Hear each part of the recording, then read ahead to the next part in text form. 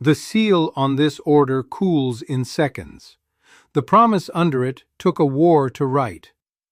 A note is worth gold until the vault runs thin. A currency holds its rate until the war bill comes due. A government's word holds until it is cheaper to rewrite than to honor. That is the rule, not the exception. I will show you which promise breaks first, and why the room already knows it before the ink dries.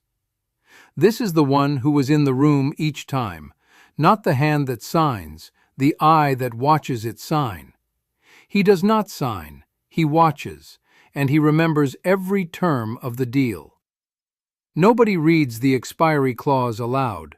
Someone always invokes it. That gold will not stay on this table tonight. The room has decided which promise breaks first. History has the answers. I'll show you where to look. But which promise gets rewritten first? The one already signed, or the one nobody has dared to test yet? Behind that shuttered vault door sits the Bank of England's whole promise. And tonight, the directors decide it can wait. Years of war have stripped this vault down to a few bars, and the clerk keeps recounting them like the number might change. Every banknote in London is a written promise. Bring this paper back, and the bank will hand you gold in exchange. That week, the directors stop that promise. Note holders are told the gold window will not open. Not today, not for now. For now is not a date. It is a door that someone else decides when to reopen. Here is the part the official notice leaves out. A suspension has no built-in appetite for ending. The war that justified the suspension ends.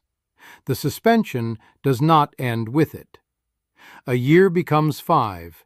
5 becomes 10. Each renewal voted through with less debate than the last.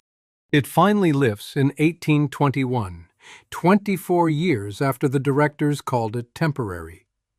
24 years is not paperwork lost. It is the first proof that a rule, once bent this cleanly, remembers how. But London was not the only room making this promise. The question now is whether Britain's exception was ever really an exception. Once a rule bends this cleanly, it remembers how. But the table you have been watching remembers in more than one country. By the 1870s, nation after nation nails its currency to a fixed weight of gold. One weight, one promise. Hand over paper, receive gold. No argument, no delay. It is called the classical gold standard, and for a while it holds, until holding it costs more than a treasury can spare.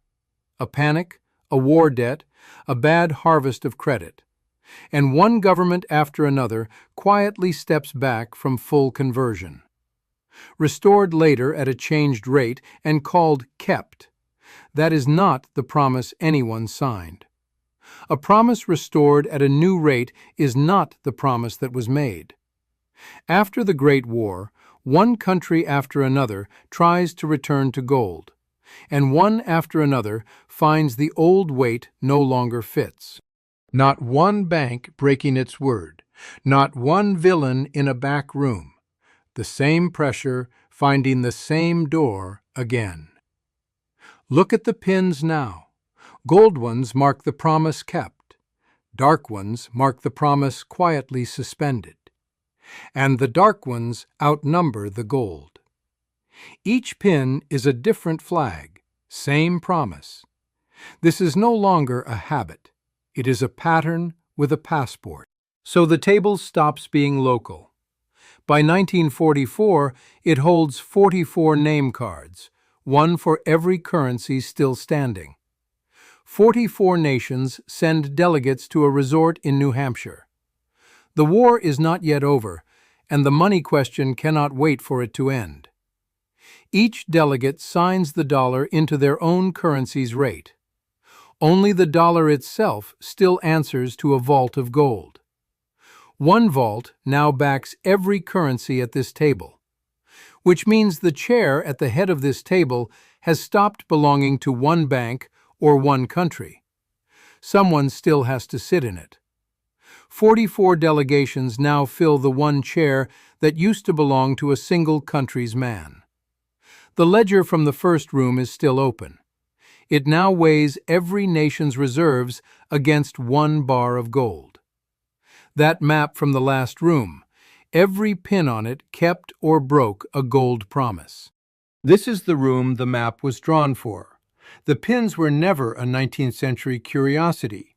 They were the blueprint for this exact table. One signature. 44 countries just tied their money to it for good. But an anchor for the whole world's money can move the whole world's money at once. And this room has already shown you what that costs. One anchor for the whole world's money. You already know what this room does to an anchor under pressure. August the 15th, 1971, Washington. The chair at the head of the table is filled again. The dollar was supposed to be gold, on demand, no exceptions. That was the entire promise of Bretton Woods. By 1971, foreign governments were asking for that gold faster than the vaults could bear. So the hand at the head of the table did what every hand before it has done. It picked up the pen. "The gold window is closed," the order said. "Temporary," it said. That window never reopened, not once, not for anyone. Look at the table's edge. The gold bar that has sat there since the first room is gone. Sit in that plainly. The promise was never unconditional. It was a bet on how long no one would call it. Whoever carved this table's first chair already knew gold promises don't last. They carved it anyway. Not one official's failure. This room has emptied before, only now the whole world holds the note. The window never reopened, and now you see why the chair at the head of this table is the one thing that never changes. The window never reopened, and the chair at the head of this table never belonged to the hand that signed it. This is the same table under a new address, decades later, the same chair still waiting to be filled. In 2008, this room rescued failing banks. In 2020, it printed liquidity no ledger had priced. Neither asked if the old promise could hold. Both asked only who would wait. Read tomorrow's rate decision this way. Not whether the rule bends, only who is paid first. The savings you assume the state can't touch were never insured against that question, only against every other one. That first table's gold bar was never stolen.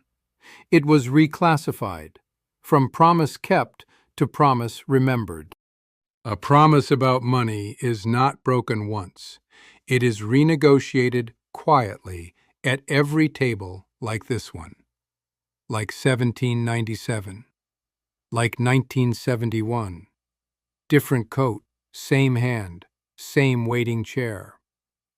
So name the promise your money still keeps, and tell me the year it was actually written. I'll show you where to look.